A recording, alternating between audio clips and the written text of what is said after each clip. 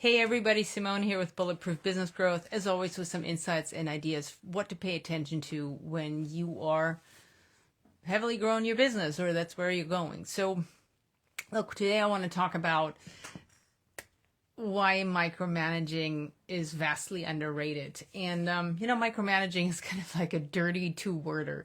Like nobody wants to micromanage and nobody wants to be micromanaged. And a lot of our clients, when we first talk, they're really proud to say, hey, I don't want to micromanage, but.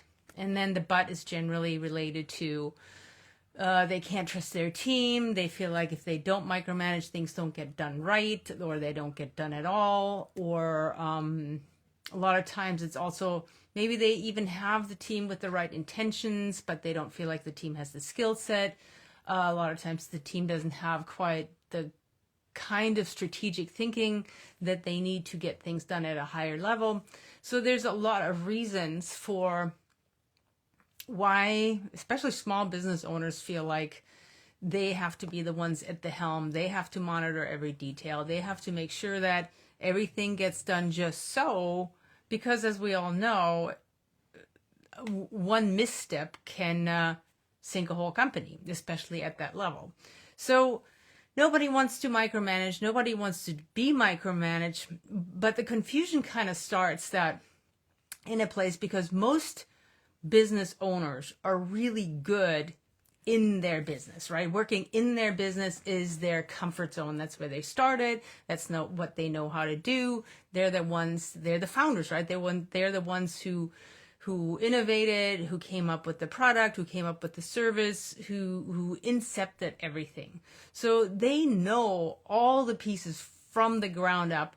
And a lot of times they ran their business on a shoestring for a long time, doing everything themselves or doing it with minimal help or very ground level help, of people who weren't able to think strategic, who weren't able to actually really contribute at a higher level. So this is their identity, this is their comfort zone, and this is kind of the muscle they're used to using for a really long time. So what they're used to is everything runs through them all the time. Like I said, they're great at the product, the service, at the initial business model, at the initial client avatar, and they're running it kind of like a micro business. So that means micro business means under 10 employees. So a lot of them have 3 to 5 team members. And as long as we stay at that size, everything runs, kind of okay-ish, because this is what happens. The business owner is the system, because everything runs through them. They are the system. They keep the plates running. They keep their sticky little fingers on everything. They make not just the big decisions. They are really in the specifics. They're really in the details, and they make most decisions, which kind of results in the team having low confidence, not really feeling like they can make decisions, even if they could, being disempowered, being disengaged, a lot of stuff that comes out of that, although the good intention behind it is just to make sure that we keep all the wheels on the bus and that everything is going right so we don't have some big problems. Now, what then happens is growth.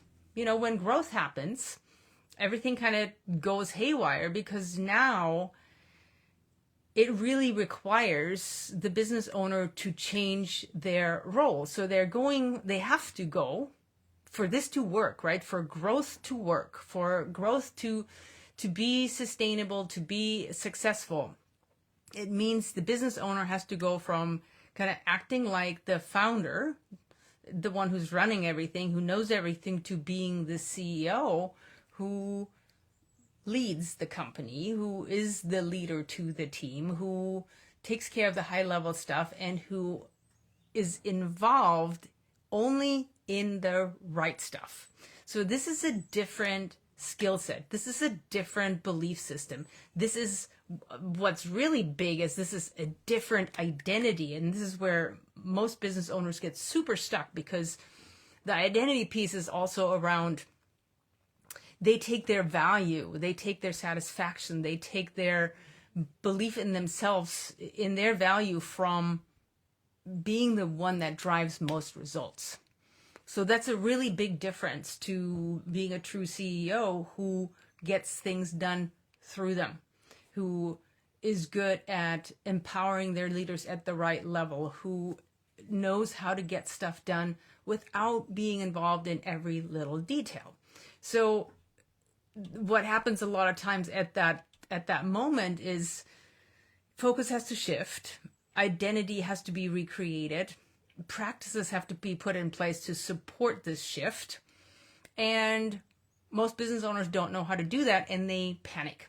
So they go one way or another.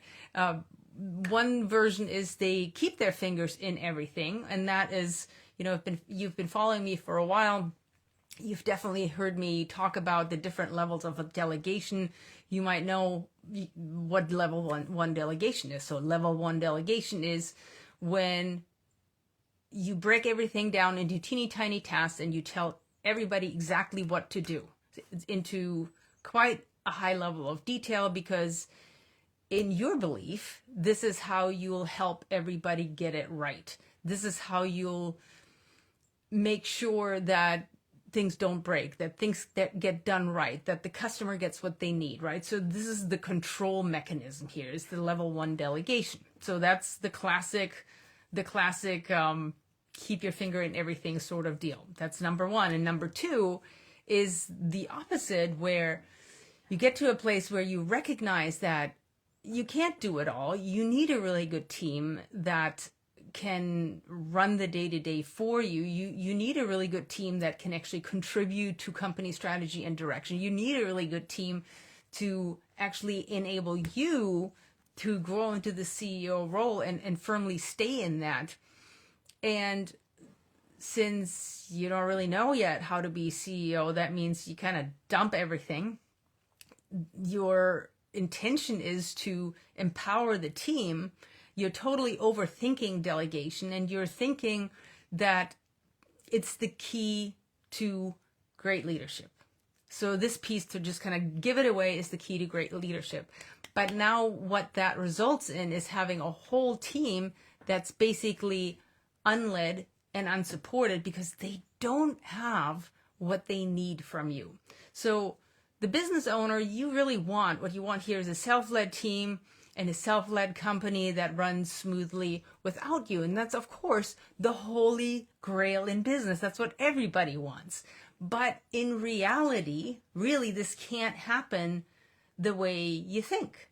Because what that mostly means, if it's not done right, and for most, it's not done right. For most, that means that now they are absent. They are unavailable while they think they're enjoying their freedom. I'm not saying they're not working, but they're not focused on what's happening in the business.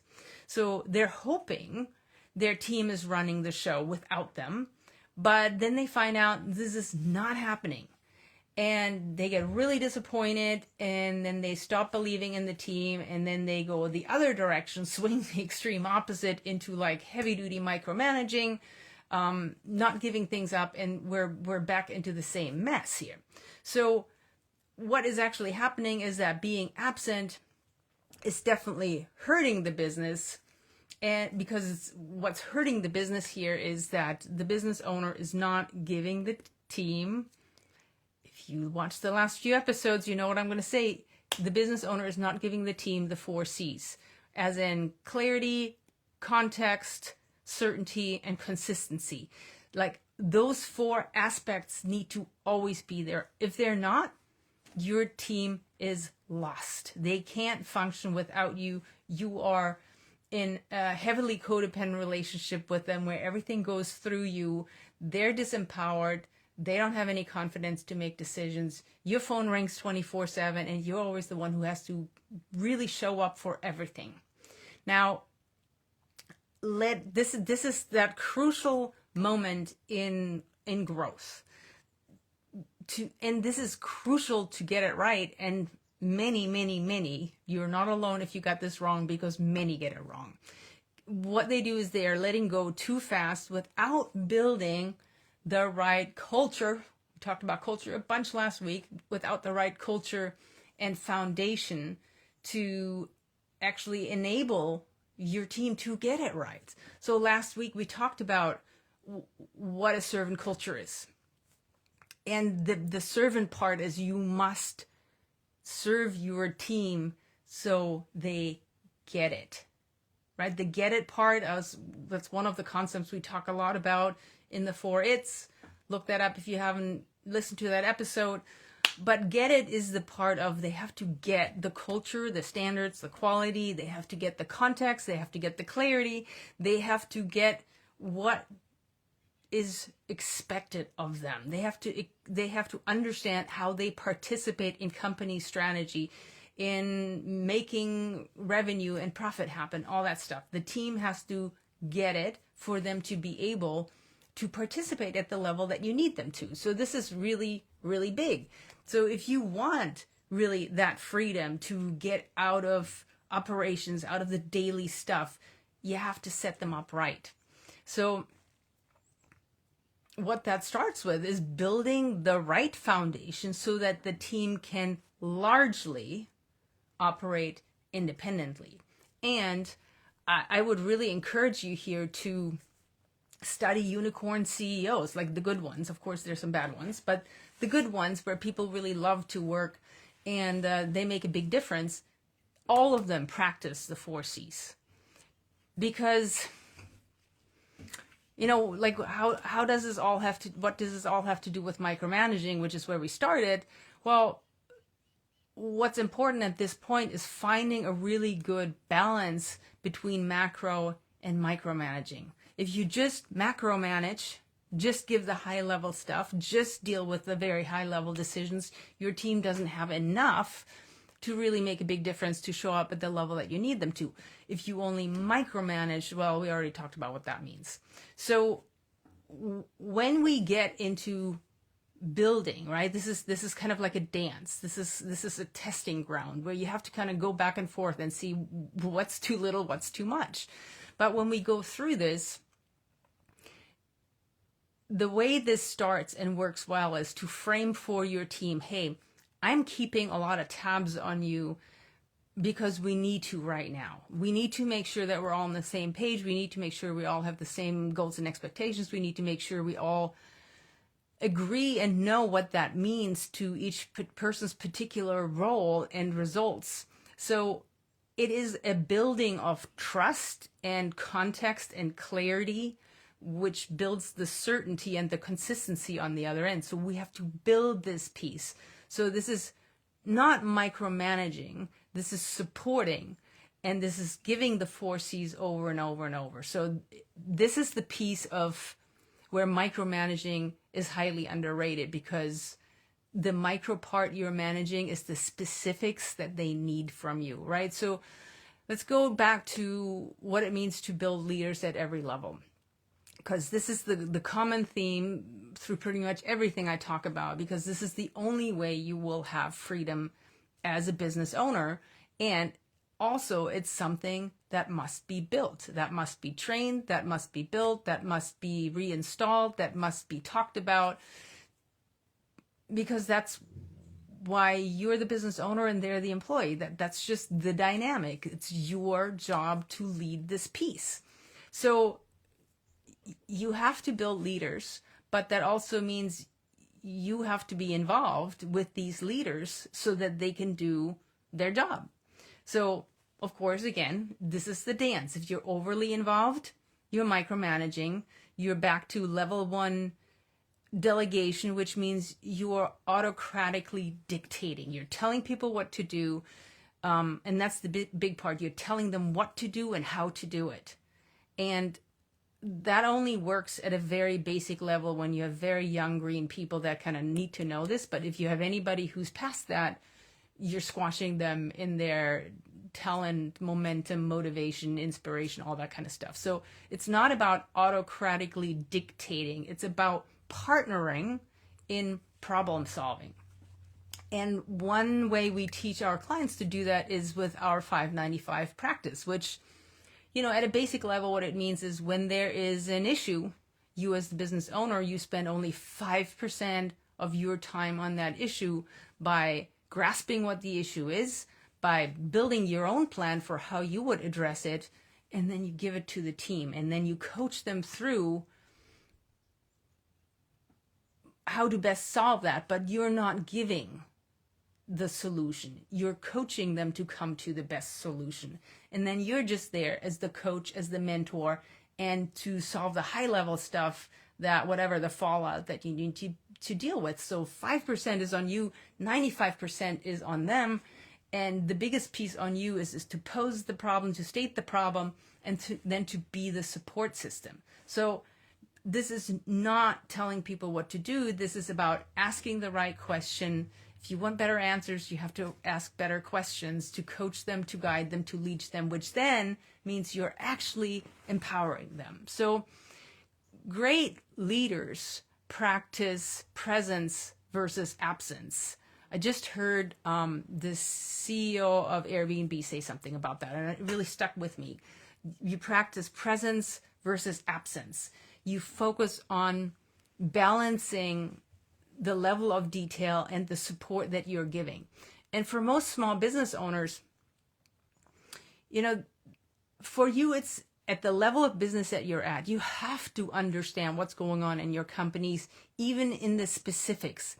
And it's not about making it yours to carry it out, but it's about guiding and shaping the direction of your company, especially when you're in a growth phase, because you have to be very, very agile. Things happen in a very rapid manner. You have to be able to be specific about pivoting, changing directions, changing small details, but they have to understand from you what that means. So especially during growth season, you have to keep close tabs because you're iterating, right? And this is just, when you're in a aggressive growth phase, things will not stay the same. Your business model will not stay the same. Your team will not stay the same. The way you practice will not stay the same.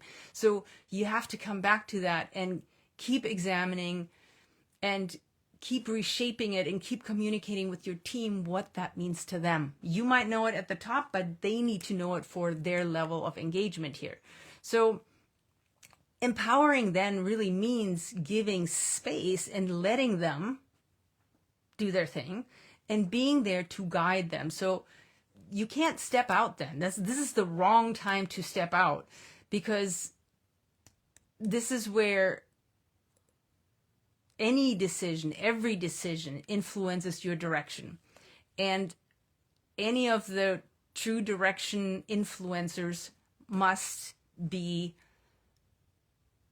guided by the CEO.